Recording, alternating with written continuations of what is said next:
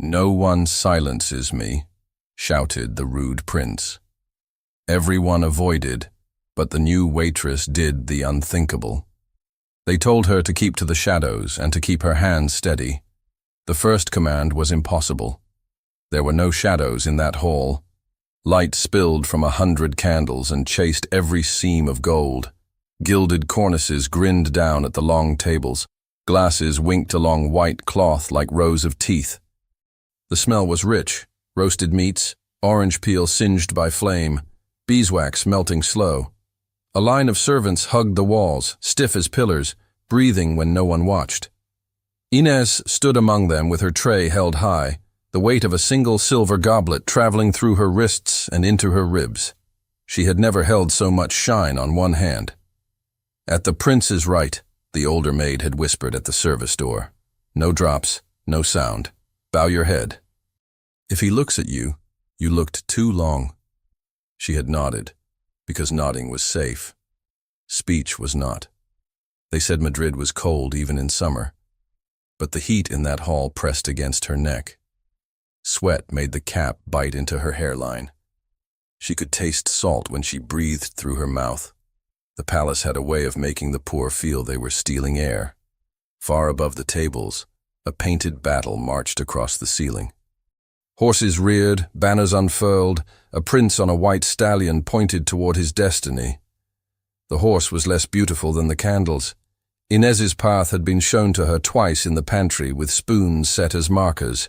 Out, right, down 3 table lengths, up the side across the carpet, wait at the mark. She moved now as if stepping each spoon in her mind. Right, down, up. She kept the goblet level, watching the surface of the sherry for the first ripple of betrayal. It held as calm as a pond at dawn. Her heartbeat tried to ruin it. She refused to let it. At the far end, the high table rose like a stage. There sat the man all Madrid named with either reverence or caution. Prince Alejandro, his chair high, his shoulders squared as if the back were a command he obeyed for sport. Men beside him leaned close when they spoke. Women down the row glanced toward him and then away, as if sunlight had startled them. He ate very little. He studied everything. "Is that him?" she asked herself, though she knew. It was not only the face, pale, hard, beautiful in the way of marble. It was the stillness under his movements. Even the lift of a finger made people lean. When he blinked, men lower down swallowed. Her road to this hall was old dust.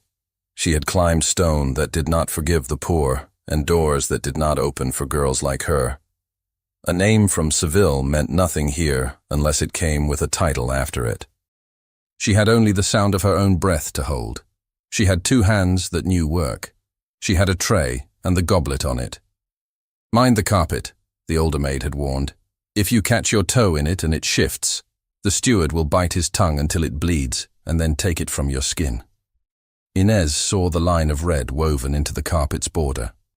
She set her boot precisely where the seam met the stone and lifted, exactly as she'd practiced behind a door, while no one watched but a dead fly and a broom.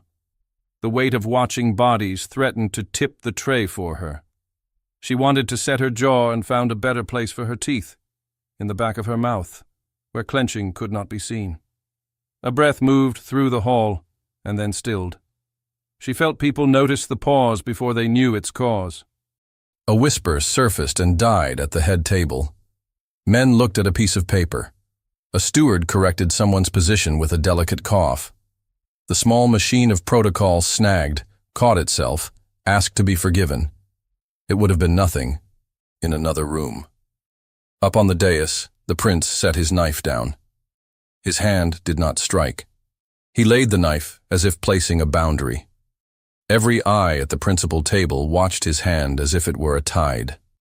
Inez, 10 paces out, saw a vein at his wrist settle, then lift with his pulse. It made her think of a spring that had been tied shut. She didn't know why.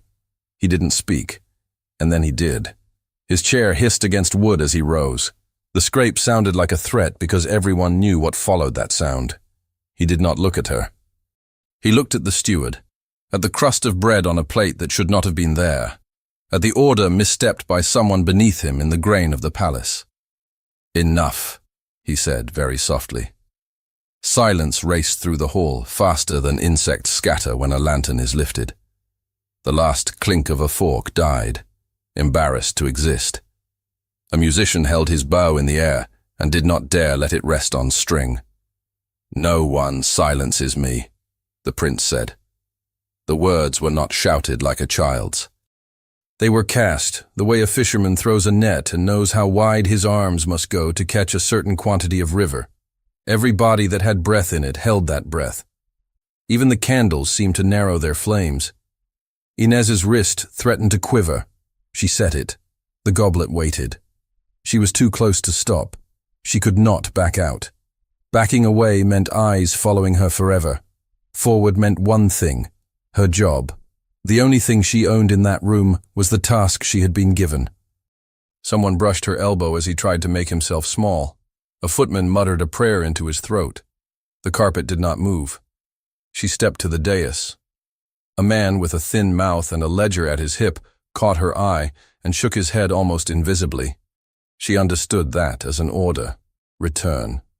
She did not. She climbed the 2 shallow steps that led to the prince's table. From here, the room looked different. When one sees a sea from a cliff, its surface seems more like a skin and less like something a body can fall into. She imagined falling and did not. The prince's eyes were not on her until they were. When they turned, it felt like the shift in light that tells a storm to begin. She bowed her head. Her cap trimmed the edge of her sight. The tray balanced a long breath. The goblet shone. The silver was old. She could see where fingers had lifted it 1,000 times and not polished away the tiny scratches. She wondered whose lips had used it before tonight. That was a foolish thought. She let it go like a fish too small to eat. "Stop," said the man with the ledger behind his teeth. "Stand back." She did not hear him. She heard only the prince's breath. It was there, controlled, measured. He had learned to turn breath into power. She recognized the lesson without knowing its teacher. He had said, "No one silences me." She brought silence to his hand. She did it with both hands, so the goblet would not tilt. She did it with her spine tall, so no one would say she had snuck or crouched. She set the base of the goblet on the polished wood before him with a faint, pure sound. A note found by chance that makes a musician's ear turn. She placed it where she had been told, to his right. The hall's silence grew another ring. From the other side of the table, a noble shifted his chair and then regretted being the one sound in a room that punished sound. A woman's earring gave a tiny chime when her pulse made it tick the metal of her fan. A guard's hand settled on the hilt he wore by duty, not because anyone intended to use it. The prince looked at the goblet. He looked at the line where silver met table. He looked at her hands. His jaw did not move, but something behind it changed. A moment came when anger could have flowed like a poured drink. It did not. The anger flattened, widened, turned into something less honest and more dangerous. Calculation. His voice went lower. "Who told you to approach?" No one answered for her. She had no breath to form a reply and no permission to use it. The older maid at the wall had told her to say nothing unless asked by the steward. The steward was not the man asking. The prince waited for his own question to have meaning. When it did not, he made a new one. He did not have to speak it. He reached for the goblet. His fingers did not touch hers. They moved close enough that she felt heat. She felt all the blood quit her shoulders and arrive at once in her wrists. She had to resist the urge to pull away as if from a burn. She had known heat since Seville's summer cobbles ate the soles of her shoes. This heat was different. It concentrated the entire hall into the space between his hand and the silver. He lifted the goblet, held it, considered. The servants had filled it to the line. Not a drop dared touch the rim. A man like this could see fault where others saw reflection. He turned the cup a quarter notch. The light on its surface moved over her face and made her flinch. She showed nothing. That took everything she had. He might have smiled if smiling had been his language. It wasn't. "Look at me," he said.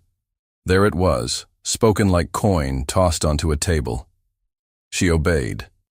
The first rule they had given her when she entered the palace was not to meet a gaze unless commanded to do so. The second rule was not to hold it once met. The trap lay between. She met his eyes. He had the kind of face other people describe for you when you are not present, and then you see it and understand that words had been the wrong cloth for it. His eyes were not cold, though people said that. They were sharp and clear and very tired. His mouth knew exactness and punishment better than food. Up close, he was very young. Not in years, in hunger. He let her look for a heartbeat and no more. Then his attention left her as if she were a piece of furniture that had entered the room of its own accord. It should have angered her. The relief was a fall dangerous enough to break bones. The steward tried again. "Your Highness, the toast." "Later," he said. That single word fell like a knife turned flat upon a table. No blood drawn, but everyone saw metal. He did not drink. He set the goblet back in front of him, an inch from where she had placed it. It looked as if he had corrected her. It looked as if he had corrected himself. Inez did not move. She felt how the tray shook against her hip now that her hands were free. She trapped it with her elbow, breathed once through her nose and held. The room did not resume. Time did not roll forward. It held, as if someone had their grip around its throat but had not decided to squeeze. The prince's gaze returned to her. He was not interested in her face, which would have been rude, but ordinary. He looked instead at the place where the goblet had been before and at the exactness with which she had set it down. He looked at her hands. He knew hands. His own had been trained to do a few things very well, and he was suspicious of anyone else's skill in his presence. "What is your name?" he said, and it was not a question. It was a hook. No one had told her to speak. The steward would take a flogging before letting a servant say their name to the prince at table. She could feel the dread radiating out from where the steward stood like heat from an oven. It baked the right side of her face without touching. She opened her mouth. The word rose into it. She closed her mouth. The prince was not testing her. He was testing the hall. He waited to see who would claim authority over her voice. He waited for the steward to jump in, to remind him of the correct route for questions to take through rooms like this. The steward made a small sound like a man biting down on a coin to see if it was counterfeit. He did not speak. Inez heard her own breath, quick, betray her by sound. She made it slow.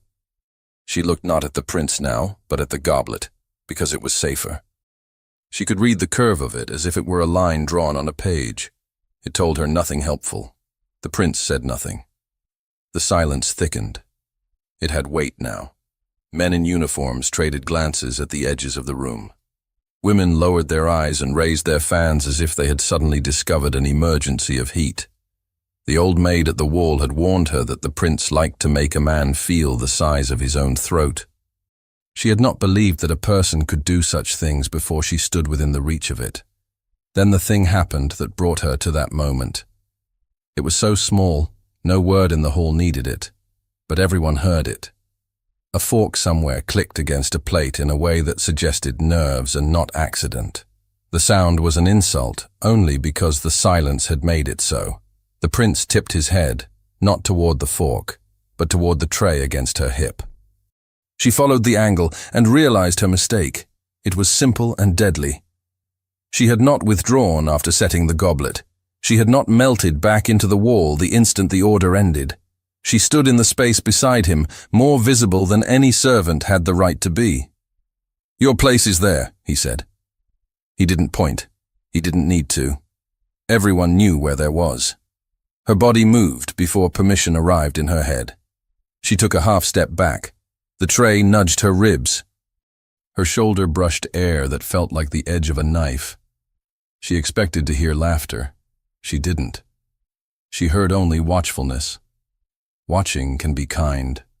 Watching can be cruel. This watching offered her a coin she would never be allowed to spend. A man farther down the table coughed. The prince did not allow his gaze to drift. He had her pinned in the simplest way, with patience. The older maid's voice floated back into her bones. If he looks at you, you looked too long. Inez lowered her eyes. She was not bowing to him, she told herself. She was bowing to survival. He spoke to the steward without taking his attention from her. "Train your new staff." "Yes, Your Highness," the steward said, and the words came out like dry bread. The prince chose to stand, then, as if to stretch a tightness from his back. The movement made everyone else react. Chairs twitched. Guards lengthened. A ripple moved out through the hall and came back to center like a tide obeying the moon. His shadow touched her shoes. He stepped around the goblet as if unwilling to put his thigh near it. He came down from the dais with an ease that transformed steps into a slope only he could walk. He stopped close enough that if she reached out she could have touched his sleeve. She did not. He let the room see the shape of what would happen and hoped the shape alone would suffice. Often it did. A threat doesn't lose power when the audience has to imagine the ending. He looked to the right. A guard captain met his eye. The captain measured the distance between his fingers and her elbow. The prince's hand lifted through air as if it were parting curtain. "You," he said, and it was not clear whether he meant the steward, the guard, or the girl who had carried a cup into a storm without spilling a drop. She lifted her chin a fraction, not to defy him, to breathe.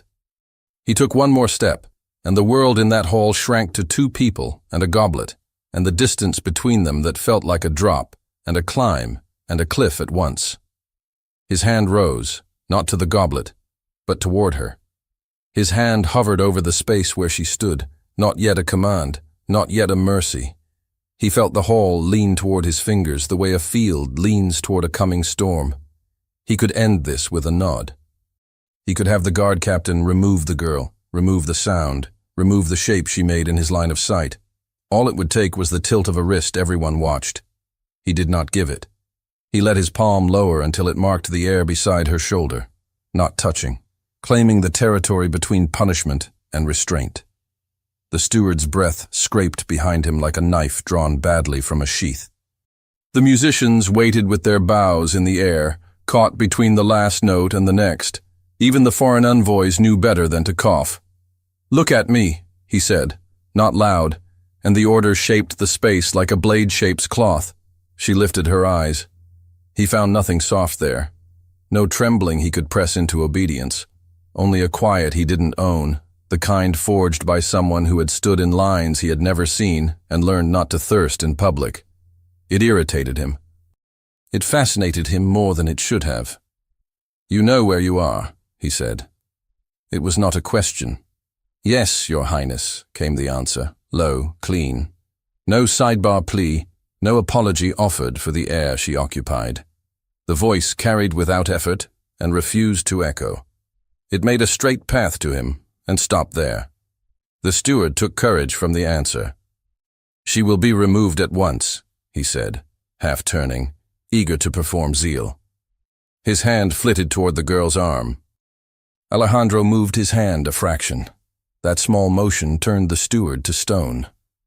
"No," he said. A single syllable, and he felt the bracket of the noble's attention tighten. No one defied him. They rearranged themselves around him. They needed him to be predictable. They needed his fury to be a familiar instrument. Mercy was a stranger to them. It had a way of making debts. He let the silence settle like powder over steel. The girl stood within it, steady. She had set the goblet down with precision. He could respect that. He refused to show it. "What is your instruction?" he asked the steward without turning. "When a servant oversteps." The steward swallowed. "To correct them in the pantry, Your Highness, never at table." "Then you will correct her in the pantry," he said, and the room heard the word pantry and took it as reprieve, though he had not promised one. A murmur rose and ebbed, the court's tide responding to a moon they could not see. A woman at the far left dropped her fan, then swooped down to retrieve it with exaggerated grace, a gesture meant to draw eyes away from the center and toward her. No one looked. The center held. He shifted his attention back to the girl who had set silence in front of him. She kept her head lowered just enough to satisfy the rule and lifted just enough to satisfy herself. She was not ugly. That was not the problem. She was not beautiful in the way that caused men to forget their names.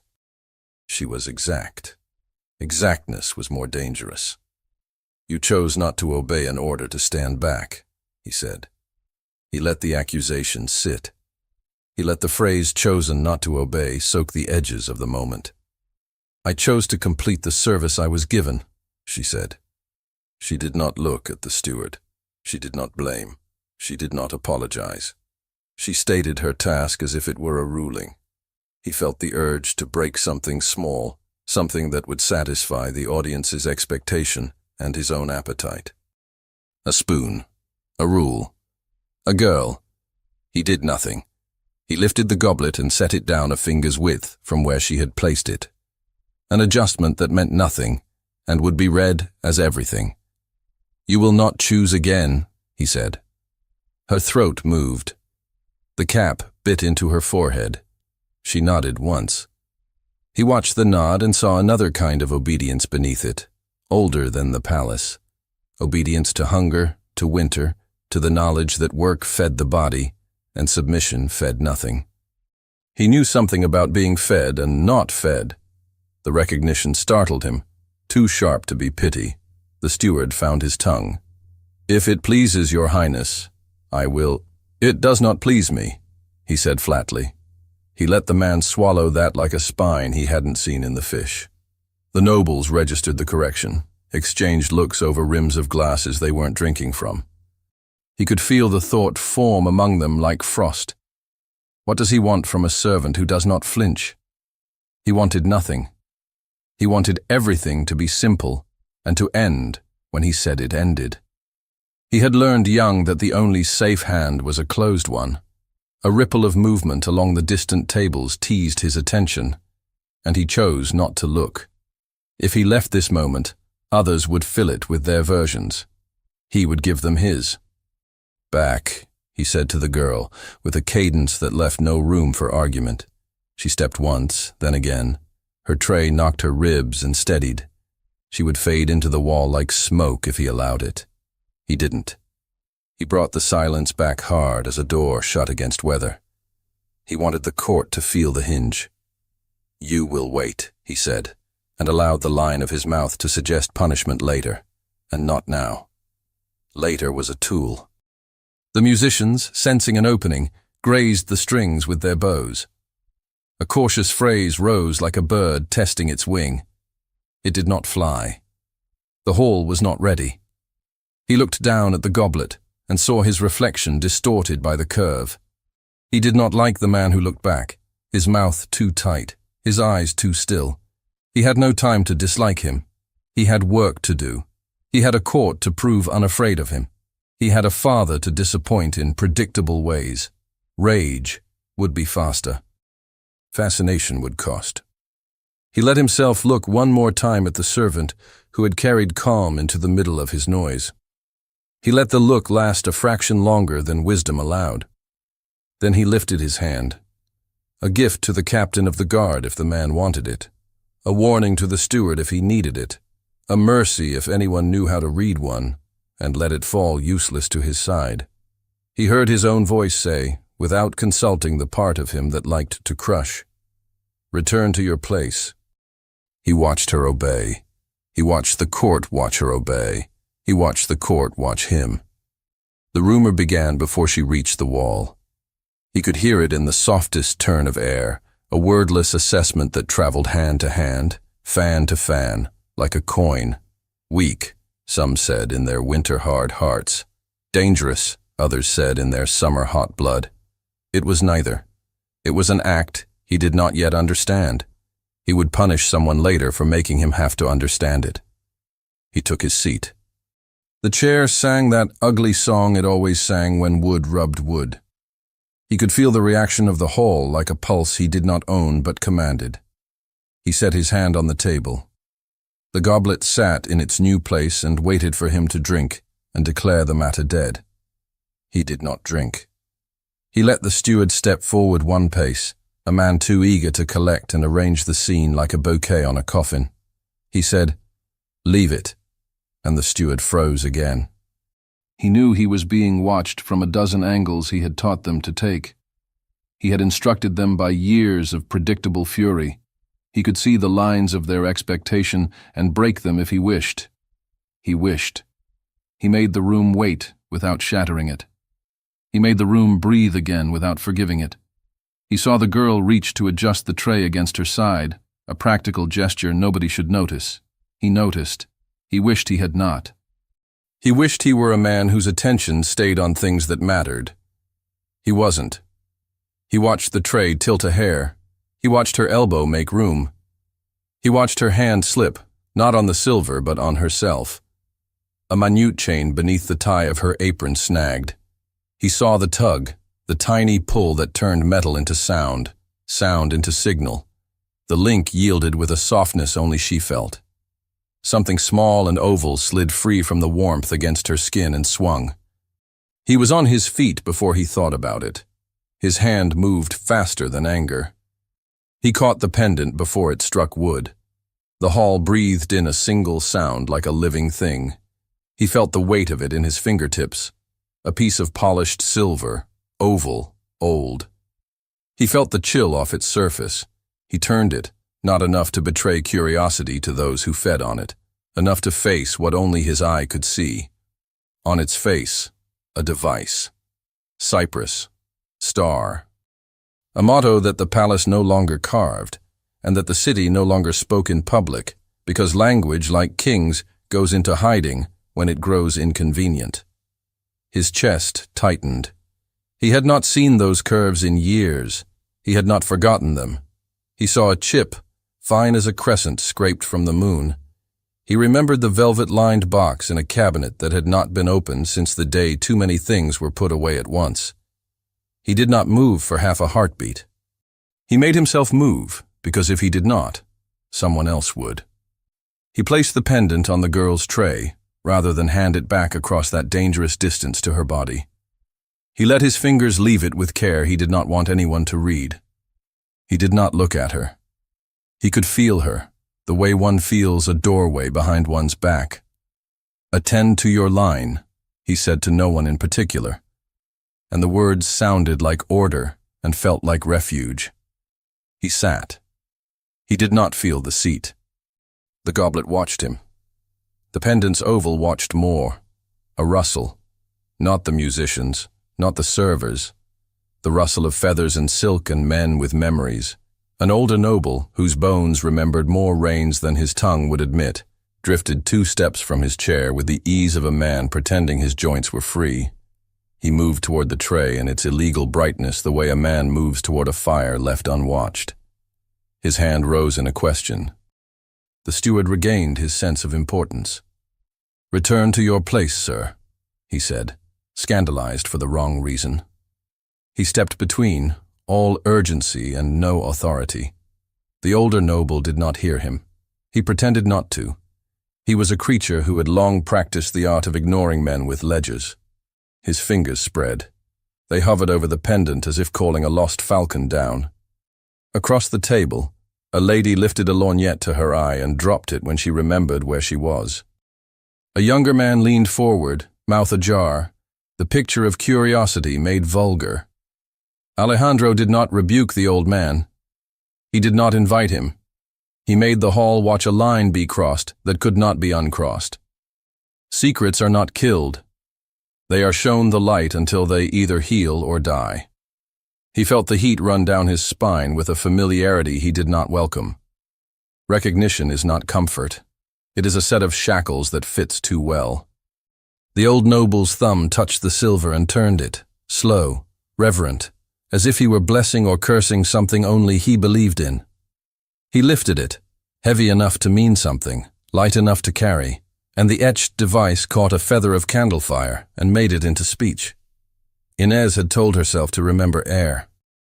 She had thought, when the prince's hand rose a breath from her shoulder, that this would end in the way things always ended for girls who were seen in the wrong light. A short march, a door, a lesson. Instead, he had stood so close to her that she felt the edge of his shadow on her shoes. He had said words that sounded like later, and meant now. He had sent her back and pulled her forward at the same time. That was what power did. It made distance into a trick. She went to the wall without seeing it, guided by the fact that she could go no further. The tray sat warm against her hip. Her fingers found their hold without looking. She whispered nothing to herself. The body knows its instructions when the head is full of sparks. She kept her eyes level. Not down, not up. The place where a servant could see without seeming to see. At that level, she saw hands. Hands told the truth in rooms where mouths wore masks. The prince's hands did not shake. They were educated into stillness. When they moved all the way. She had learned to read that in men who hit and in men who worked a plow. There was no gap in his gesture. It was a road, not a stumble. He told her to wait, and she did. Waiting filled the space between her ribs like water filling a jar. She could feel the gaze of the hall travel over her and move on, hunting better prey. It found the steward. It found the prince. It found the cup. It began to forget her. She let it. Then she felt the mean bite of fabric against skin, a pull where no one else would feel it. The apron tie that had felt harmless had turned. The chain she wore against her chest snagged. She felt the scratch of metal at her breastbone, the wrongness of slack where there should be rest. She had worn the pendant since she was old enough to be told its story in whispers, fit for a girl's ear. She had been warned to keep it hidden when work required bending, leaning, reaching. Hidden meant safe. Hidden meant hers. She shifted the tray to free the pressure. The movement was nothing, a correction made 1,000 times in markets and kitchens. Today, the chain did not forgive. It snapped. No sound, just the sensation of something stopped, now falling. She caught air. The pendant swung out, betrayed by light. Her hand shot to catch it, but she checked herself. To reach into her own bodice at the high table would be to die by humiliation. Another hand reached faster. The prince's. His fingers closed on the oval like a trap made of velvet.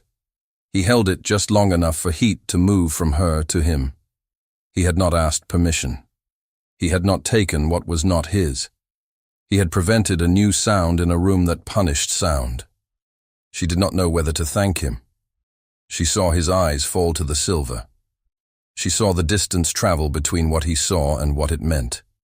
The change was small, a breath he did not take, a nerve under the skin of his cheek. He had recognized something. Men like him did not often recognize the poor. They recognized their own. He set the pendant on her tray. He did not return it to its nest under her apron. He placed it where it could be seen and not ignored. The act felt like both protection and exposure. She kept her hand steady, because any movement now would be a confession. The court smelled blood. It moved without moving. Necks lengthened, eyes sharpened. She saw the people who had waited all their lives to use a fact against someone else without understanding what the fact was. An older noble detached from his place with the lax grace of a man whose joints ached when rain was coming. He approached the tray as if he had every right to do so, and simply had not exercised it until now. His face belonged to the past. His gaze belonged to accounting. "Sir," the steward said, voice thin, "this is irregular." So was everything that mattered. The noble smiled a little to show that his teeth, too, were instruments. He extended his fingers. She could have moved the tray back into the safety of the wall, but that would have been disruption, and disruption would have been assigned to her as guilt. She held her ground. She held his eyes as long as the rule allowed. She shifted them to the prince when the rule demanded it. The prince watched. He let the scene assemble itself in front of him. Control does not always shout. Sometimes it waits to see who reveals themselves without being asked.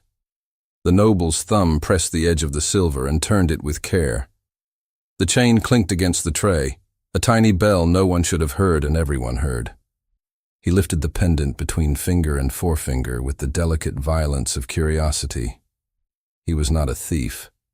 He was a man who believed the past belonged to him. A woman near the dais tilted her head to taste the air of scandal. A man coughed into his fist as if that would disguise his interest. The musicians did not play.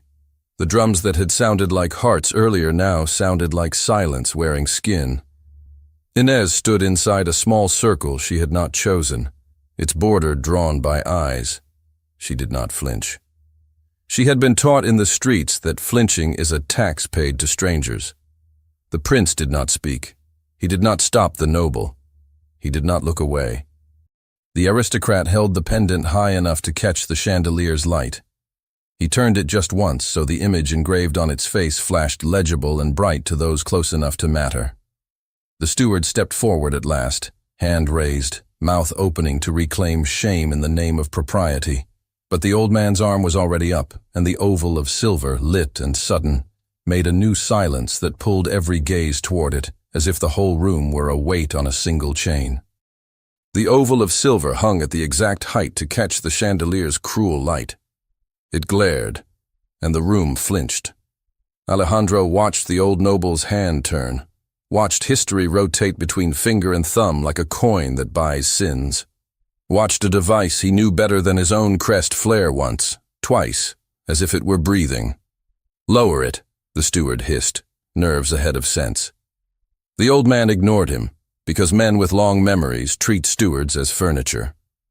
He twisted his wrist just enough to show both faces. The cypress, with its thin trunk, carved too fine for a cheap copy. The star flared with 5 points and a tiny nick at the base as distinctive as a scar. Alejandro felt the nick in his teeth. He had touched its missing piece as a boy when no one was watching. He had been told not to ask questions that would not improve with answers. A murmur crept along the tables, the kind that hides inside clothing and comes out at throats. Fans rose like small shields. Men leaned, calculating whether to claim knowledge or plead ignorance. Across the lower floor, the orchestra bowed a single startled chord and fell mute. The timing was perfect by accident. Silence thickened and took a chair among them. Alejandro left his seat. He did not leap. He descended the dais with that steadiness he had trained in yards that smelled of sweat and iron, and exercises meant to tame a boy into a blade. Each step took him farther from the law of spectacle and closer to the danger of meaning. He crossed the small space the steward could not guard, the space where an object and a servant and a prince made an unadvised triangle. "Enough," the steward said again, voice at the pitch of linen tearing. Alejandro did not look at him. He came to the old noble's side and let the man feel his presence as one feels a shadow enter a room. The noble's shoulder dipped 1/2 inch, unwilling to bow, unwilling not to. Alejandro paused there, allowing every eye to count the beats. He took the pendant, not with a snatch, not with softness, with a precision that returned the room to law without killing the air. He set the oval on the tray where it belonged, because he had decided it belonged there now. He did not hand it back into hiddenness. He neither hid it nor gave it away. He let it exist. A tiny scrape signaled the master of ceremonies at the rear recovering his baton. The man lifted it as if it weighed more than wood. Alejandro inclined his head a fraction. Permission, command, cover. The bows touched strings. A waltz, slow and civil, grew like a patch of grass over stone. "Play," Alejandro said under his breath, and the word gave the musicians their spine. The dance floor unfurled, not in confidence but in obedience. Couples rose because movement is safer than sitting still with fear. They curved around the center where blood might be. The patterns learned in safer years survived on muscle memory and habit. A woman laughed too loudly, and the sound broke in the middle. Men guided women into turnings that kept their faces outward, hunting the center with their eyes as their bodies pretended to enjoy the measure. He stood one pace back from the tray, and the servant who held it, watching the circles widen. In the circle closest to him, he recognized a certain kind of closeness. Aristocrats with the bad habit of having buried a thing together. Their mouths did not move much. Their eyes moved like knives under tablecloths. He read what he could. He made a note of which hands twitched at the old device. People who thought secrets dead were always wrong. Secrets lay underground with breath to spare. He leaned toward the steward just enough to make the man earn his station. "You will not touch it." "Your Highness," the steward said, greedy for instruction, greedy to erase the last 5 minutes, "her presence at the high table is under my sight," Alejandro said. He did not raise his voice. It cut the steward's eagerness in two. The man stepped back so fast his heel kissed the leg of a chair. Alejandro let his gaze return to the girl. The tray steadied against her hip as if it were the only fixed thing in the room. She had not tried to reclaim the pendant. She had not moved to hide. The eyes he had ordered to look at him once now looked straight ahead, because that was the rule, and also because she had decided it would be her rule. The tightness at the corner of her mouth could have been fear or discipline. He chose to read it as discipline. It irritated him again that he could not reduce her. Around them, skirts swept, boots rasped. The dance made noise enough to cover a quiet knife. He felt the whole labor to become normal. Normal was a costume. He watched the costume fail. He placed 2 fingers on the edge of the tray and shifted it a hair deeper onto the flat of her hip. The pressure was light. He left it there the barest fraction of a breath. It was nothing.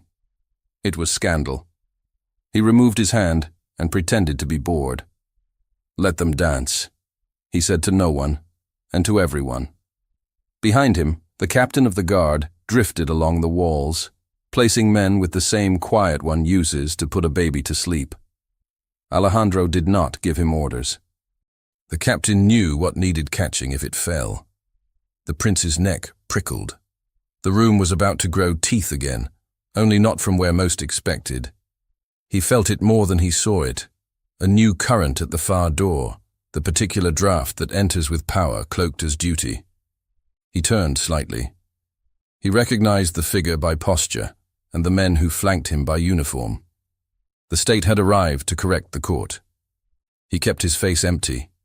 He did not go to meet the minister. He let the minister come into his air. The pendant burned on the tin like a small moon. The waltz began to move like weather people pretend not to notice as they cross a square, a storm too far to seem real and too near to ignore. Inez stood at the wall with the tray mapped into her body like a third arm. Sound came in layers now. Fiddle bow, whisper, shoe.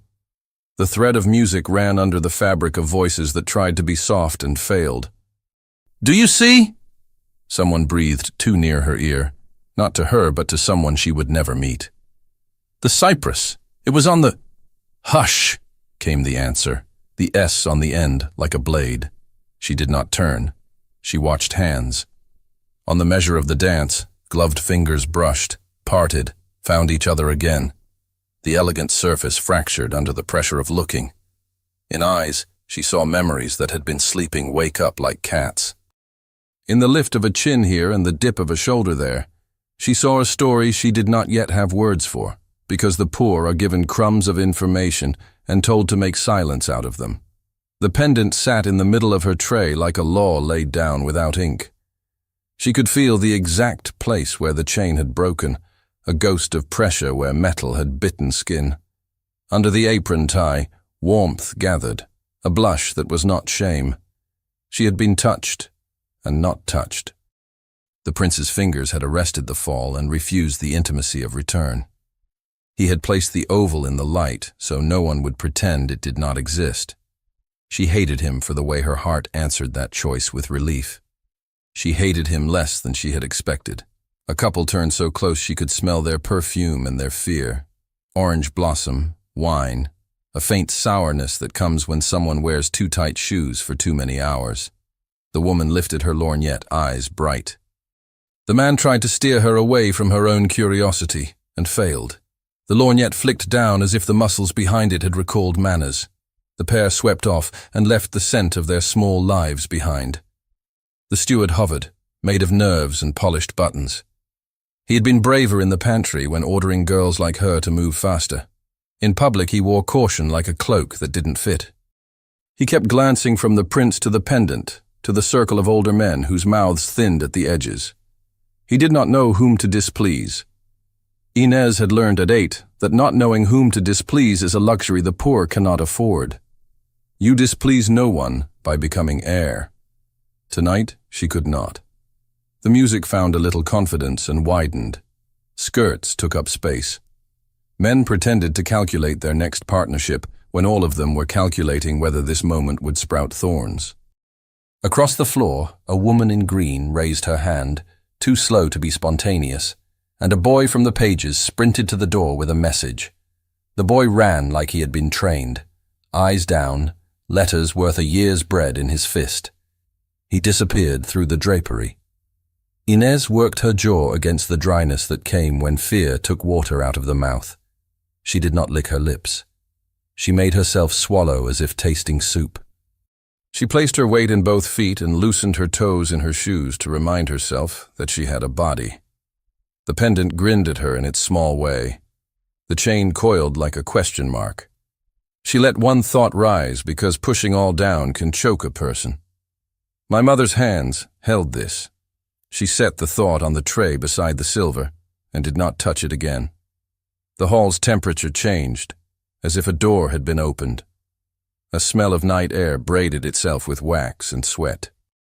Power came in on quieter shoes than soldiers usually wear. Before Inez saw the man, she saw people move for him without thinking. Not the prince, the others. The sort of man who writes down what is decided and makes that writing into iron. The minister appeared with 2 guards in darker green than the palace men wore. Their hats were plain. Their faces were already bored, which is another kind of threat.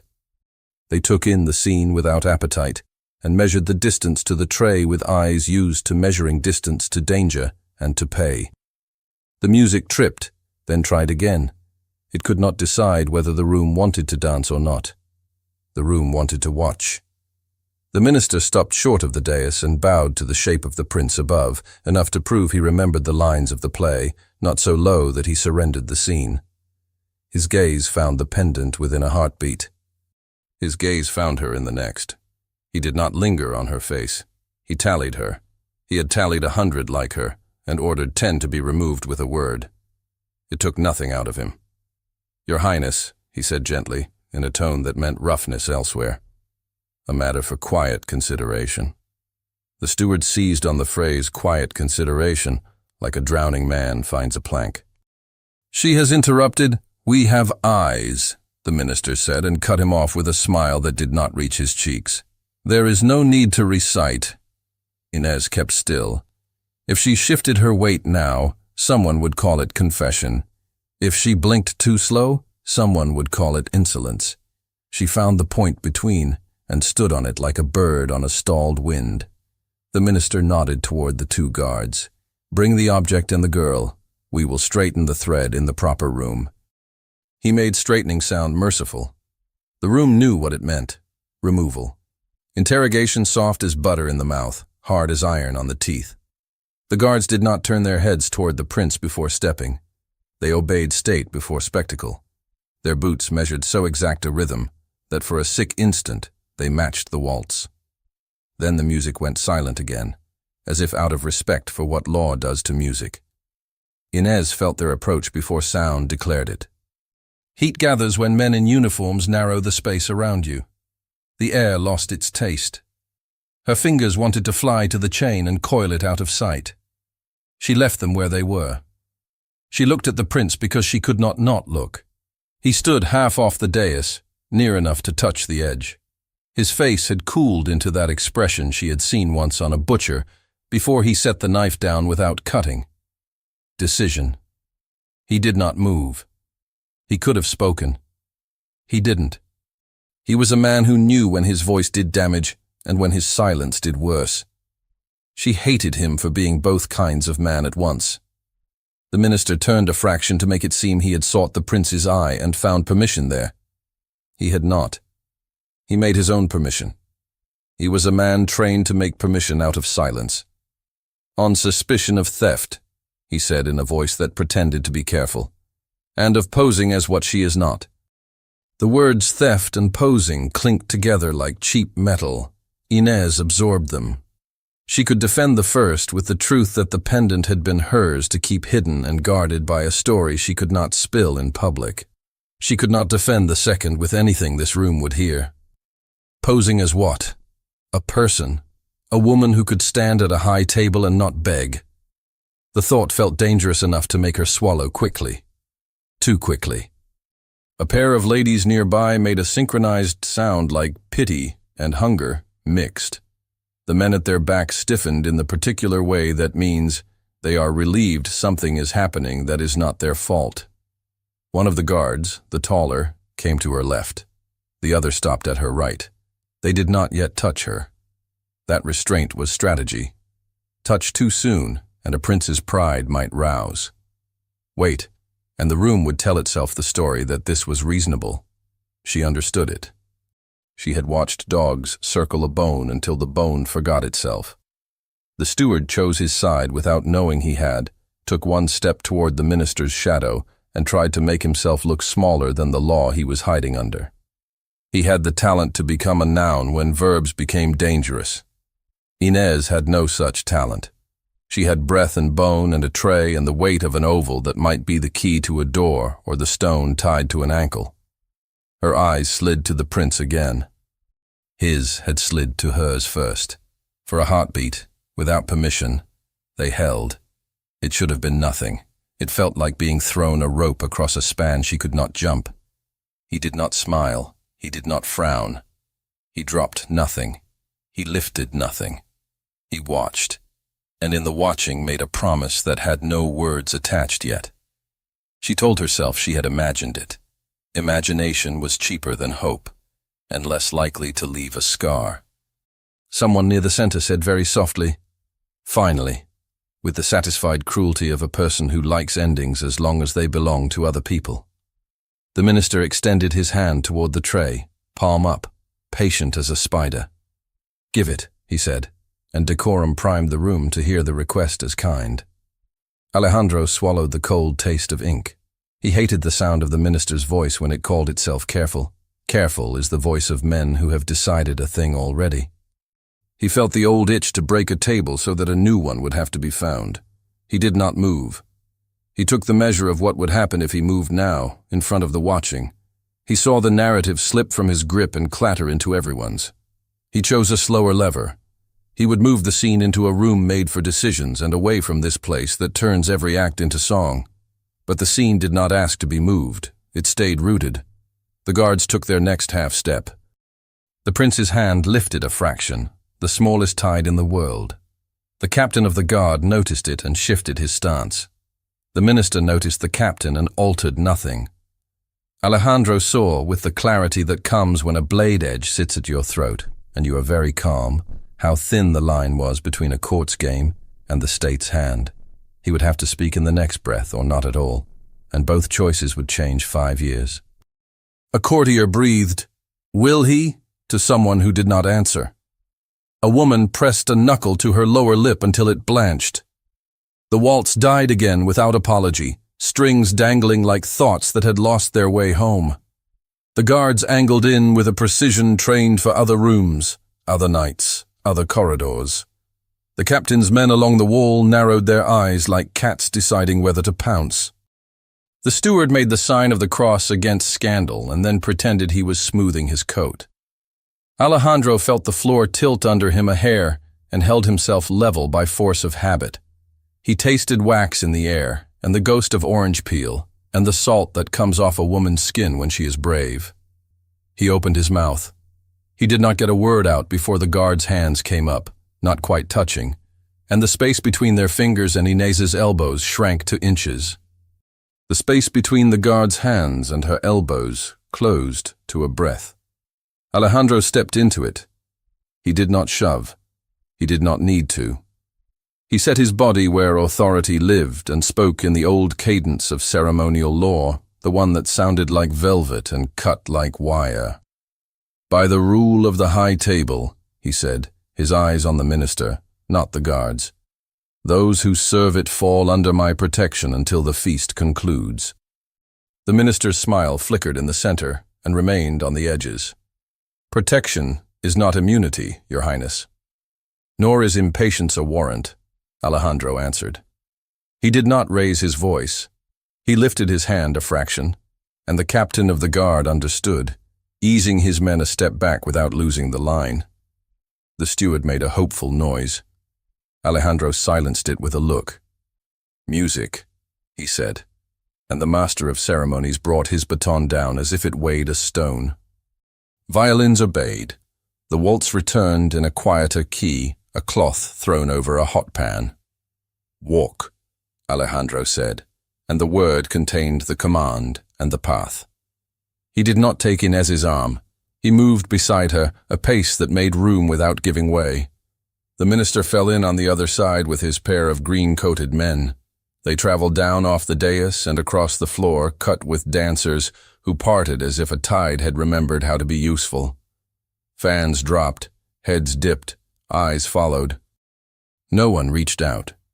The space around them puffed and pulled like a bellows. They passed under a chandelier that sighed with heat. They passed a lady who smiled with all her teeth.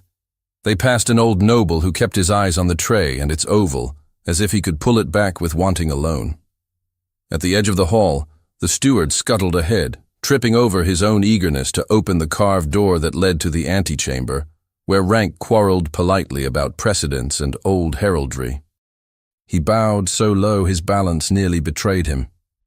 Alejandro ignored the bow and the man. Inside, the air cooled by a degree that felt like forgiveness. The candles here stood shorter, thicker, burned steadier. A long table rubbed to a dull glow by a century of elbows anchored the room. A crucifix hung crooked on the far wall. The door shut behind them with a sound that declared privacy and warned against lies. Alejandro let the first breath out, not relief, adjustment. He faced 3 men at once without moving his head. The captain, the steward, the minister. "Witnesses," the minister said, not asking. As a clerk with better penmanship than conscience stepped sideways through the door with a portfolio and the self-importance of paper. He did not sit. He did not need to. He was the sort of man who believes his ink outweighs your memory. Alejandro nodded once. "2," he said. "No more." The captain opened the door and summoned the old noble with a glance. The man entered with the care of someone who had spent a life walking on glass and not bleeding. Alejandro gestured to the other side and pointed at the far corner. "The housekeeper," he said. The steward startled, then scuttled out and returned with a woman whose keys hung heavy from her waist, noise and authority in a common string. She did not look at the prince. She looked at the table and measured what kind of mess would have to be cleaned here. Inez stood with the tray steady at her hip. The pendant lay expectant on the tin. She had not moved it. She had not breathed on it. She could feel the reach of the minister's gaze like a draft. "Sit," Alejandro said to her, and when the steward protested with his eyebrows and not his mouth, the prince added, "No one falls down in my rooms." The chair, a hand's span behind her, blessed her legs without making her small. The tray found the table and made only one sound, a clean tick that sat nicely with the candles. The minister did not sit. He leaned with elegance against the table's edge and arranged his face for care. "We have a trinket and a fuss," he said, as if the naming might shrink the thing. "Let us peel them apart." Alejandro took the oval and turned it once, without showing the minister more than he needed to see. He put it down in the center of the table. He pointed at the keys at the housekeeper's belt. "The registers," he said. "Household gifts. Charities. The year of the South's flood." The housekeeper glanced at the steward, then at the prince, then at the minister. She chose her answer and lived with it. "Yes, Your Highness." The steward half lifted his hand. Perhaps a closed inquiry. "It is." Alejandro said, cutting him cleanly. He gestured at the two witnesses. We have walls enough and eyes enough. The old noble settled into a chair as if it might remember a story better than he did. He kept his hands folded on the table to prove he would not steal the pendant in plain sight. Inez listened to the phrases like a person catching shapes on a surface of water. Gifts, charities, the South's flood. She knew each word. Together they made a sentence she had not yet read. It cannot be the same, the steward said softly, more to himself than to anyone. It cannot.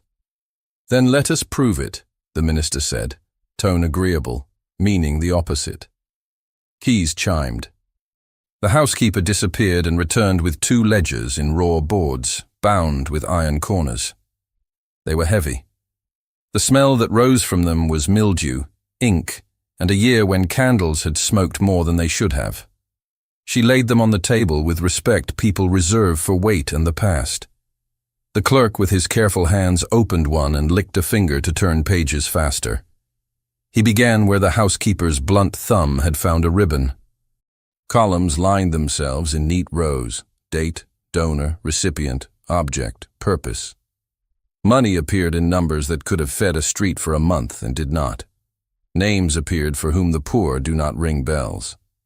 Here, the housekeeper said, the month after the river climbed into the streets. The clerk read in a schoolroom voice, donation to Convent of the Sorrows. Blank line here. Notation. Private carriage arrived at night. Crest unrecorded. Instructed by. He stopped because the line had been scraped with a knife and written over with a safer sentence. The ghost of the old words clung. Alejandro felt the scrape like an ache at the back of his mouth. The court has a way of trimming away what doesn't fit the costume. He did not reach to touch the scar in the paper. He did not need to. He knew the sound of cleaning too well. The housekeeper cleared her throat in the span, after a memory surfaces, and before fear makes it sink again. The late princess consort, she said, and she said it like a confession. She kept her charity where it would do its work, and not its bragging. She sent what she could when the South drowned. Sometimes it was money. Sometimes it was... She nodded at the oval. That. A sign to open doors that would not open for the poor. The minister's eyes narrowed the way a man does when tasting a dish he recognizes, but wishes he did not.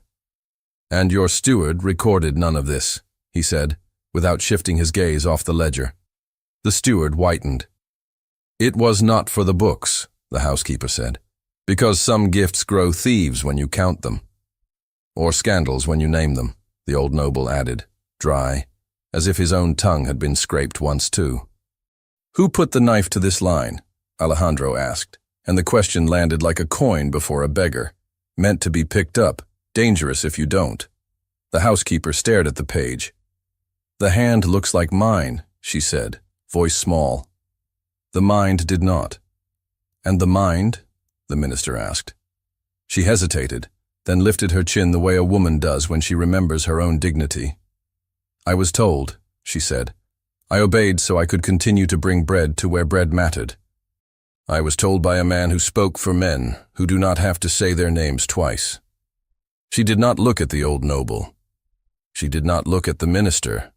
She looked at the crucifix hung crooked and did not ask forgiveness. Alejandro felt rather than saw Inez's shoulders tighten and then soften under the cloak of the chair. He watched the way her hand rested near the edge of the table, fingers open, palm lifted as if it were asking a blessing and did not expect one. Where was the pendant before it found its way to her? He asked. In a box with a few others, the housekeeper said. Enough to protect a handful of souls who had the bad luck to be born at the wrong door. And the other half? The old noble murmured, more to the air than to any man. Cabinet, west corridor, second shelf, Our Late Lady's keepsakes. He made his voice bland after and watched the prints from under old lashes. The minister's good manners folded neatly around a sharpness. We have no need to rummage tonight. Alejandro turned his head a degree, and the room understood that sentence would not stand. Send for the key, he said, and cut off the minister's other sentence with his eyes. "If there is a peace, I will see it. We will not wake an entire ballroom tomorrow with a guess." He gestured to the steward, who blanched at being given a task he could not perform with malice. "A page," Alejandro added, softer. "The library holds the cabinet key." The steward snapped 2 fingers for a boy at the door. The page ran, quiet as he could, the way boys do when speed matters and attention hurts. The minister smiled again, without meaning it. "Your Highness could have ended discomfort with a nod out there," he said amiably. "Now we assemble rooms and records, invite witnesses to recall their own misdeeds, and place ourselves in debt to fact. It is a brave habit. It produces enemies." "It produces clean air," Alejandro said. "I find I breathe better in it." The clerk hunched over the ledger. He copied the scraped line as it was, then penciled the ghost words into the margin where he pretended no one would read them and everyone would. Inez sat with her hands quiet and let the sound of turning paper calm her. The ritual of writing had a kindness the dance had lacked. Words stayed where they were put. Bodies had moved where they pleased. The prince stood near enough that if she lifted her hand, she could have touched his sleeve. The thought shamed and steadied her. She remembered the way he had placed the goblet. She remembered the way he had not taken her arm, but had made space for her to walk. She could not guess whether any of it belonged to mercy or to pride. The poor do not get to distinguish. They take the path a man cuts and hope it does not lead to a pit. "Your name," the minister said, turning to her with courtesy that tasted of iron. "For the record." She let her gaze meet his and then drop. She did not look to the steward for permission. He had lost any claim on her speech when he raised his hand behind her back and lowered it again at the prince's breath. "Inez," she said, "from Seville." "A surname," he said. Her mouth opened. It closed. The story of her name belonged to a mother's lips and a courtyard where laundry snapped and men with time on their hands told lies to each other. It did not belong to this table. "I have my mother's," she said. "I have not been allowed to use it." The minister's curiosity had a professional weight. "And the pendant?" "It was mine to keep and not show," she said. "I was told what it meant, enough to stay safe. I was told the rest would not fit in a girl's head." She let the line sit. Men in rooms like this preferred girls with empty heads. Let them decide whether to be angry with the ones who told her. He considered that, and filed it under a label that would serve later. "Who told you to keep it?" "A woman who left in the night," she said. It was the truth, and not the whole. "Who asked me to remember the feel of it, not the look." The old noble's fingers tightened on each other. He had seen that departure in another house, perhaps. He had pretended not to. The door opened with a draft and a key. The page came, breathless, with an older silver key on a loop. He handed it not to the steward but to the prince, because the boy was clever and had learned quickly which hands tonight turned locks. Alejandro fit the key to the box brought from a narrow cabinet set into the room's wall. The lid gave with the soft reluctance of old wood. Inside, a velvet nest held the kind of things people keep when they cannot bury what should not be worn: a brooch with a broken pin, a scrap of ribbon faded to a color that might have been blue, a bit of silver shaped like a crescent. He lifted the fragment and set it on the table near the pendant without letting them touch. The housekeeper's breath hitched. The old noble's face for an instant lost its practiced blandness. The minister leaned. Alejandro touched neither piece to the other. He would not give the satisfaction to a room that liked to gasp. He studied the edge of the fragment and the nick on the pendant's base, teeth finding their socket. He could see the fit as easily as he could see cause and effect. He did not move. "We will not repair what we do not yet understand," he said. "Prudence," the minister murmured, by which he meant delay. He saw now that he would not pocket this privately. He recalculated the cost. Alejandro turned to the clerk. "Copy this page," he said, indicating the ledger. "You will sign across your copy and the original. The housekeeper will sign. The minister will sign. The steward will watch and remember that wax seals are not food." The steward flushed, then shrank into his role like a man trying to find a smaller version of himself. "Your Highness intends to make a public account," the minister said. Alejandro let him see that, yes. "In the morning," he said, "in the audience gallery. Not here where hunger eats memory, not there where the band turns truth into entertainment." The minister lifted his brows in a shape that meant he might agree because he could not prevent. "You risk giving rumor a stage and a conductor. We risk less with light than without it," Alejandro said. He placed the fragment back into the velvet and closed the lid. He set his palm on the lid, not to hide, to claim. Paper scratched. Wax warmed against flame. The clerk melted a puddle and dropped it in precise circles, then pressed the signet the prince wore into the first and lifted clean. He offered the seal to the minister, who let the ring he wore mark the second with state authority. The housekeeper pressed her rough fingertip into the third. The ledger remembered all of them and promised to tell the story straight if asked kindly. Inez watched the small theater of ink and wax and recognized it as a cousin to the rituals of kitchens and markets. Heat, measure, pressure, patience. Very little truth requires more than that. The prince looked at her, not as he had in the hall with a blade behind his gaze, but as one looks at a person who stands where your habits have been. His mouth almost made something that, in another man, would have been a smile. He did not let it arrive. He lifted the pendant and held it out, chain coiled, open palm. "Keep it," he said. "Here?" she asked before she could stop herself. "Here," he said, and when the minister inhaled as if to object, Alejandro added, "Nothing dishonorable occurs while I am in the room." It was a line drawn for many ears, not just hers. She stood and took the chain with the caution one uses to accept a hot dish. Swift, sure, grateful to the nerve that doesn't burn. She did not slip it under her apron. She set it in the bowl of her palm and let it rest there, a weight that felt like an anchor more than a shackle. The minister gestured at the steward as if to remind him he still existed. "Your staff," he said, with a mildness too careful, "will be directed not to improvise." "They will be directed," Alejandro said, and looked at the steward as one looks at a tool that will be moved from one drawer to another. "Your Highness intends changes," the minister said, and tested the word. Alejandro did not disagree. "Your office," he replied, "will stand beside me in the morning and make plain that the law protects the poor when the palace fails to." That cost the minister something. He paid it with a small stiffening of the neck and a nod that would look like agreement if described to those who had not seen it. The old noble cleared his throat, a dry sound like the turning of an old hinge. "Her presence," he said, glancing at Inez, then away the way men do when they are learning a new kind of manners, "will require cover." "In my house," the housekeeper answered before any man could. "There are cloaks for weather you cannot forecast. I will fetch one." She rose, her keys speaking for her, and left and returned so quickly the draught at the door barely cooled before she warmed it again. She draped the cloak over Inez's shoulders with a touch quick as a sparrow.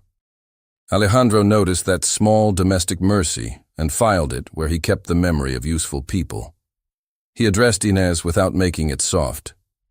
"You will not return to the hall," he said. "You will wait in the side room until I come." The steward looked pained at being instructed in his own house. The minister looked relieved to have the girl contained somewhere he could locate. The old noble looked older. The captain settled like a man who knew where his men would stand while the night finished being itself. Inez nodded. "Yes, Your Highness." He caught the way the chain shone against the dark of the cloak and felt, for an unguarded breath, the urge to move his hand toward it as a man might to test the temperature of water before drinking. He kept his hands on the table's edge, knuckles white, the old cure for impulses that lead to stories other people tell. "You spoke of the South," he said, words for her and for the paper and for the men who would carry them out of the room. "Of a woman who left in the night. If there is more to say that belongs to the morning, keep it. If there is more to say that belongs only to you, keep that tighter." She looked at him as if he had spoken an impossible language, and she understood every word. "There is more," she said, voice bare as a hand. "And there is less than they will want." "Then we will use what we have," he said, "and let what we don't burn itself out." The minister, to his credit, did not balk at being treated as one piece on a board someone else had set. "At first light," he said, "the audience gallery." Alejandro nodded. "With the ledgers, with the box, with what we say agreeing with what we do." Wax cooled. The clerk sprinkled sand, breathed on the page, tapped it clean. The housekeeper's keys rattled in a softer register now. The old noble looked down at his hands as if surprised to still have them. The steward tried one last bit of his old life. "Your Highness," he said, timid and greedy at once, "shall I remove the girl through the service stairs to avoid—" "No," Alejandro said. "She will use the corridor reserved for musicians. People can watch a person pass without deciding they own the path." The minister caught the word people with a tiny twitch and let it go. The captain of the guard assigned one of his quieter men to stand at the side room's door without looking like he stood there. He did it with a nod that said he had guarded worse and better for ends he had not liked and had not spoken of. Alejandro gathered the pendulum of the night with 2 hands and held it still. "We are done here," he said. "For now." He lifted the box. He set the lid into its curve of wood with care. He handed it to the clerk, who clutched it as if it contained a small animal that might bolt. He took the ledger and left the original on the table as if to prove possession did not always mean theft. He glanced once more at Inez, at the curve of the cloak over her shoulders, at the light resting just so on the silver in her palm. He let himself imagine, for the length of one candle gutter, a room where no one else stood and air that did not weigh so much. "Wait," he said again, softer now, and she gave him the smallest nod a room like this could bear. They opened the door. The dance beyond went on with its new, deliberate brightness, a performance put on for itself. The court was trying to remember how to be a court. The musicians remembered a phrase they could trust. The crowd remembered how to pretend. Alejandro stepped through first, the minister at his shoulder, the clerk and the box in their wake, the captain falling into the river of feet with a current that took his men where they needed to be. The steward bowed, late and low, to the wrong thing again. The antechamber's cool stayed behind like the aftertaste of a strong drink. Ahead, candles, mirrors, the long night, and a morning he had decided would be met with open hands and paper that would not lie. He did not look back because looking back invites doubt. He kept his breath measured, and the room, for once, matched him. The side room held quiet like water in a jar. It tasted of beeswax and stone. A single candle leaned in its cup and gave a steady flame.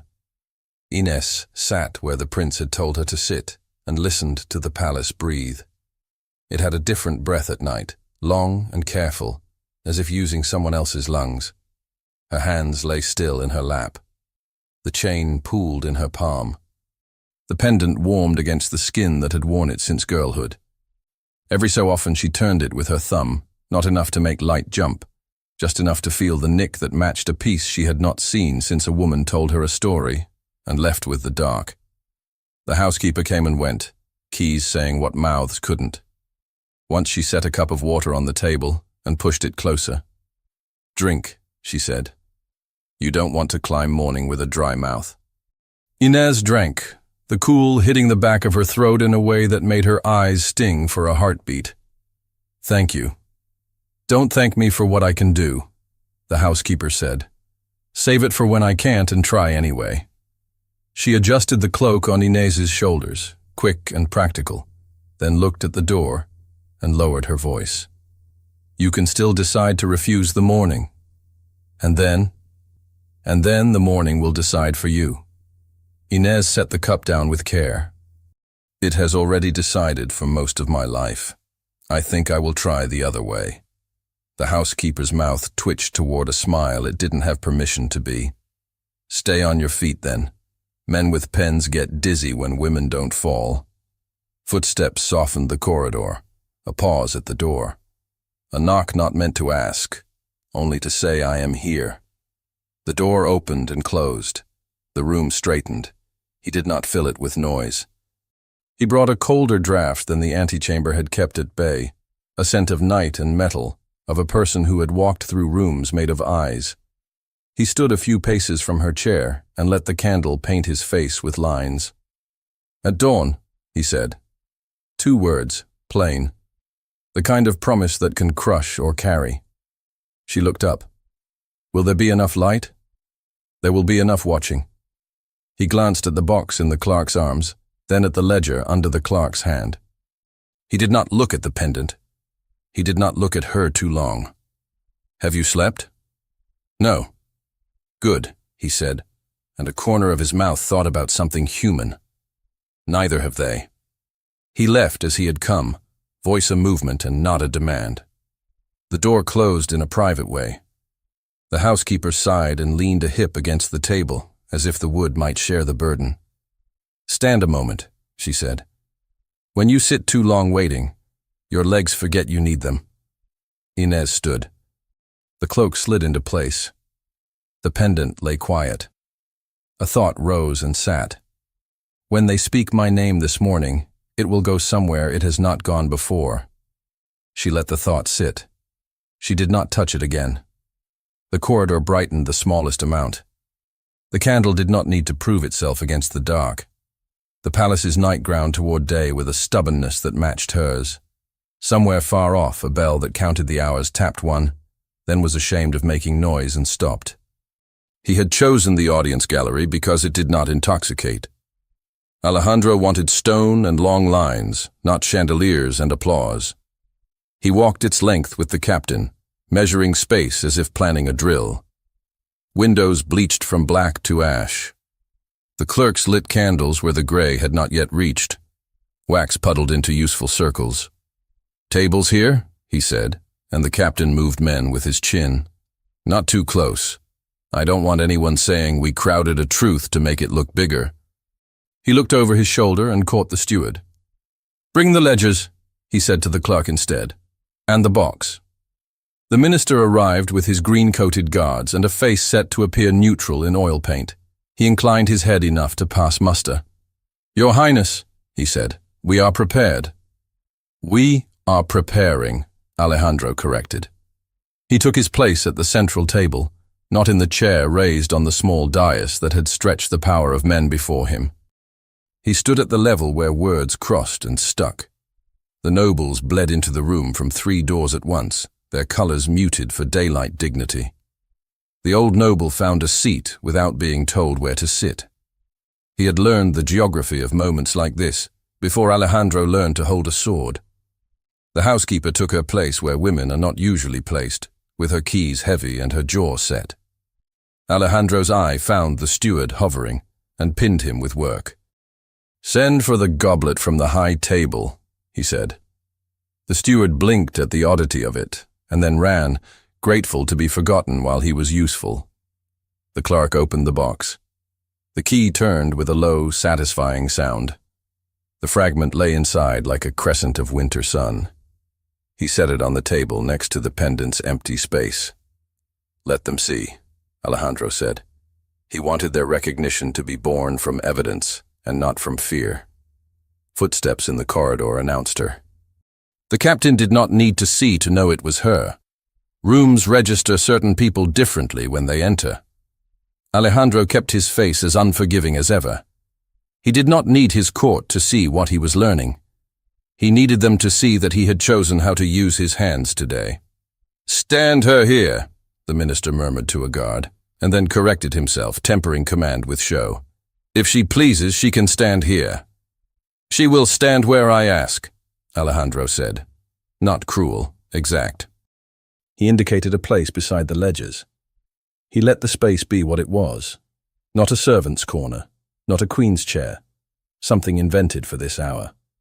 When she took it, he felt the gallery take its true shape. The work could begin. She had never stood where words were weighed and not just thrown. Inez felt the stone under her shoes and the cool that came off it. The room was not golden, it was stern. It had been designed to make men listen to what they said aloud. She glanced once at the prince, and then at the table. His hands were on the wood the way a person steadies a boat before stepping into it. The minister looked at the paper as if it might break into singed edges if treated roughly. The old noble looked at her because he no longer had permission not to. The clerk coughed into his fist and began to read in a thin, disciplined voice. He read the page whose line had been scraped and written over, and whose ghost still spoke. He read the princess consort's name with the care people use for the dead. He read the notation about the pendant given as a door opener for those the city would not let in. He read the month the river bit the south without showing teeth, and the year when night deliveries did more good than speeches. The minister stepped in at the right places, sprinkling the words with state. The late princess consort acted under the discretion afforded to her office, he said. The household officers... He let the sentence hang. The household officers were present, their titles pressed into their coats, their fear.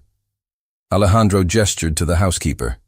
Say what you carried, he asked, the asking a gift and a charge.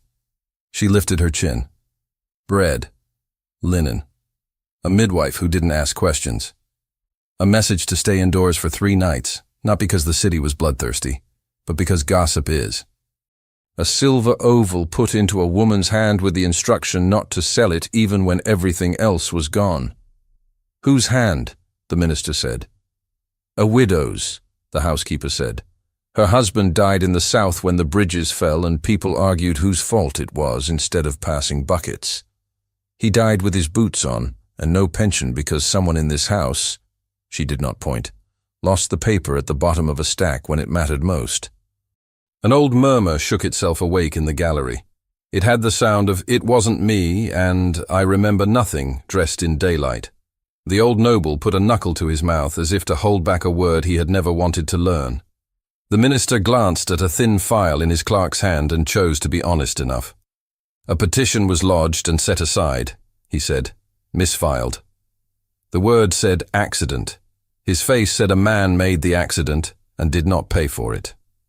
Inez kept her eyes on the wood grain. She spoke without warning herself. He had a name, she said. They usually do. Silence adjusted itself around the new fact that her voice belonged here.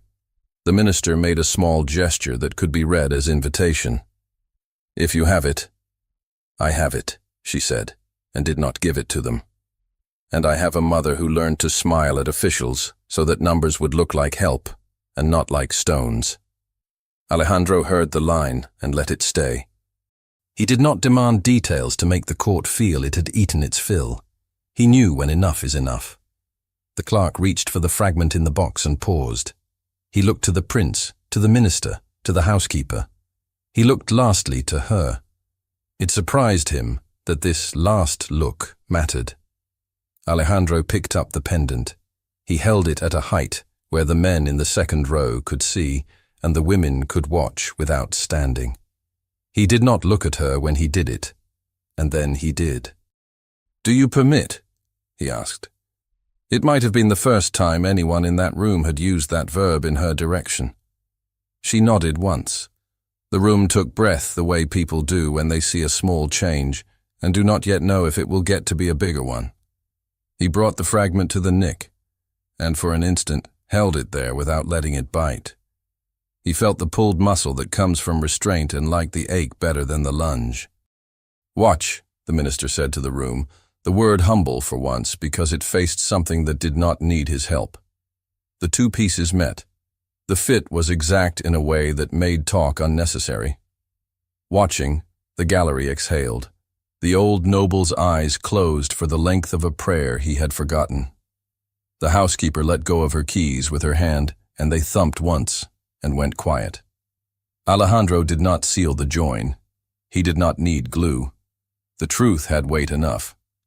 He held the completed symbol where light could find it, and then lowered it and set it in Inez's hand. "Keep it where it belongs," he said.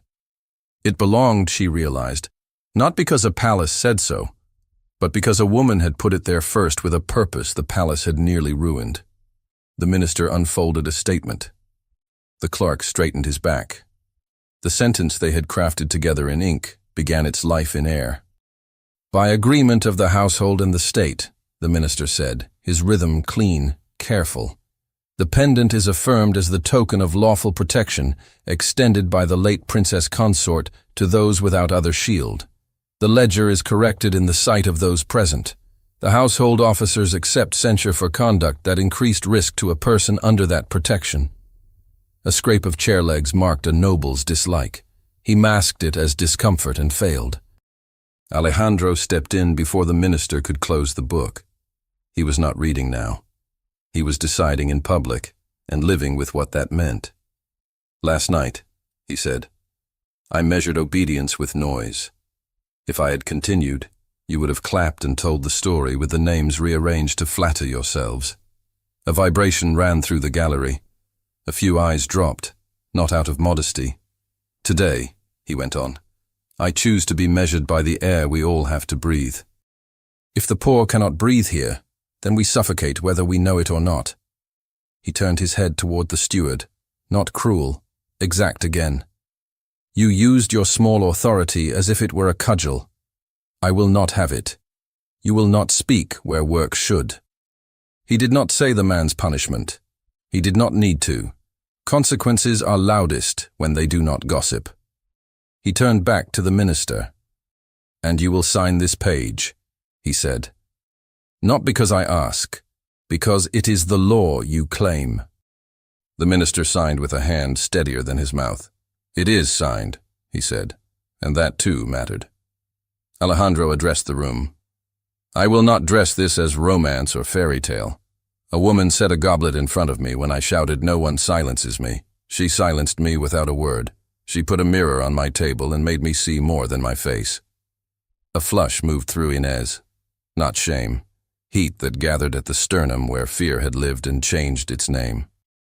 "If you must tell this," he said to the nobles who would tell it no matter what he said, "tell it straight. Say I would have done wrong and chose not to. Say a servant's exactness corrected a prince's vanity. Say the house she serves in will not smother the next person who stands where she stood." The gallery did not applaud. It did something rarer and more useful. It understood where not to push. The steward returned with the silver goblet held in two hands, as if it were a relic. He set it on the table with a clink that remembered the night. Alejandro curled his fingers around it and lifted, not to toast, to make a different kind of use. He did not look past the faces. He looked at the one face that had held him without permission, hers. He did not cross the space by reaching for her hand. He crossed it with what he set down. He placed the goblet between them, not at his place, not at hers, between. "Drink," he said, and for once it was a generosity and not an order. She did not look for permission elsewhere. She wrapped her hand around the stem, felt the warmth his fingers had left, and lifted. The water struck her tongue and took every sharp edge out of her mouth. She lowered the cup and did not place it in front of him. She moved it a finger's width and left it exactly between them. A murmur flickered, then died.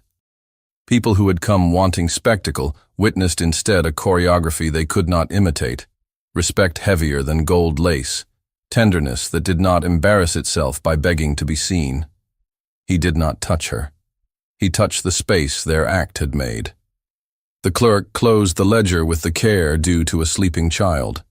The minister bowed a degree deeper and meant it more than he had in the hall. The housekeeper's mouth let the smile arrive and stay. "Speak," Alejandro said, and looked at Inez the way one looks at a landscape before drawing it. She remembered gutters and apprentices' jokes, and the taste of orange peel sucked after it had been used to scent someone else's wine. She remembered the weight of a pendant under coarse linen. She remembered a boy who once stole her shoe and returned it after she told him a story in which he was brave. She let those voices assemble into one. "I was taught," she said, "that noise from the poor is punished by hunger, and silence is rewarded by being invisible." The room leaned to catch the next line. "Last night I carried a cup to a man who said no one silences him. I believed it. because I have seen how quickly rooms like that make people disappear. But the cup had to be set down. If I had stood still with it, I would have been a statue in a corner until I died. She could feel him listening, as if each word tightened a new knot he wanted to keep. "I do not want your pity," she said simply. "It is food that turns bitter in the mouth." "What do you want?" the minister asked, genuinely, because asking costs less than assuming. "For the people who clean this house to walk in it without holding their breath," she said. "For the next girl who carries a thing into light to be given a chair and not a hand at her elbow." The old noble, who had buried things and now watched one unearth itself without asking for permission, made a small sound that could have been grief or the first cough after a sickness breaks. Alejandro nodded once. "That," he said, and turned to the steward with a look that made the man taller and smaller at once. "Write the instruction, and then live it." "I will, Your Highness," the steward said, and shockingly, the sentence had the shape of truth. The minister lifted the signed page. "This will be read to the household," he said, "and copied for the records." "Good," Alejandro said. He positioned himself not in front of Inez, not behind her, beside. For a moment the room disappeared. Not literally, not carelessly. It softened its edges the way stone does when water has its way for 100 years. In that softened moment, he looked at her from the side and let the humor's ghost return to his mouth. "You set a cup in front of me," he said. "I will spend a lifetime learning how to put one down the way you did." "I will let you practice," she said. And it was a line no one in the gallery could pretend not to hear. He did not ask for her hand. He did something harder. He left the goblet where it was and turned to the people who had come to measure him. He did not ask for applause. He did not wait for permission. "Go," he said to the room, and it understood that meant more than leave. "Go and do not pretend you did not see this." One by one, with the brittle grace of people learning a new step, they went. Some bowed to him. A few bowed to her. Most pretended the sun in the east had demanded their attention. It had. It had finally earned it. When the gallery thinned to practical people and air, he let his shoulders slide away from their tight habit. He reached for the goblet and stopped, his fingers hovering. "Together," he said. She covered the stem with her hand and felt his knuckles near without touching. The cup steadied in the exact middle. They lifted it a breath and set it down again with a soft click that made a mark without leaving a bruise. Light came in at an angle finally honest enough to show dust in the air. Dust made gold when struck properly. The goblet took the light and gave it back without hoarding. The pendant lay on her skin where it had lain all her life, heavier now for having been seen and not taken. The prince and the woman stood shoulder to shoulder while the city woke, and the silver between them remembered what it had learned in 2 rooms. Power when held too tight is brittle. When shared, it holds. Thank you so much for listening to this story all the way to the end. We hope it moved you as much as it moved us while telling it. We'd love to hear your thoughts. Leave us a comment telling us where you're listening from and what you liked the most. Rate this story from 0 to 10. What score would you give it? If you enjoyed this story, don't forget to subscribe to the channel and leave a like as a show of support. That really motivates us to keep creating and sharing more stories full of emotion and life lessons. And before we go, we want to remind you that an exciting and heartwarming story recommendation will appear on the final screen. If you'd like to enjoy it, just click on the video. Thank you once again for being here, and we'll see you in the next story.